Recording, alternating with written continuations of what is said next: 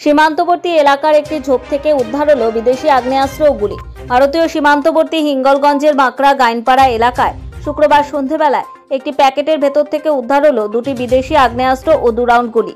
স্থানীয় সূত্রে জানা যায়, এদিন ওই এলাকার একটি ঝোপের পাশে একটি ব্যাগ পড়ে থাকতে দেখেন এলাকার বাসিন্দারা।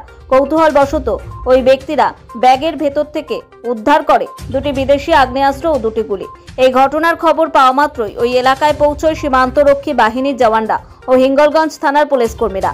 ওই দুটি বন্দুক ও গুলি কাদের হেফাজতে থাকবে এই নিয়ে সীমান্তরক্ষী বাহিনী ও পুলিশের মধ্যে কথা কাটাকাটি হয়।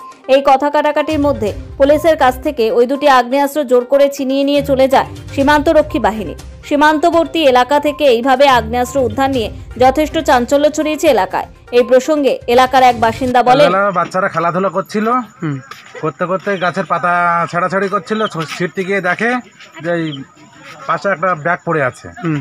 ব্যাগটা বাইর করে দেখে ওর ভিতরে দুটো কি আছে আমি দেখিনি, আর শুনেছি যে 2টো পিস্তল আছে ওর ভিতরে।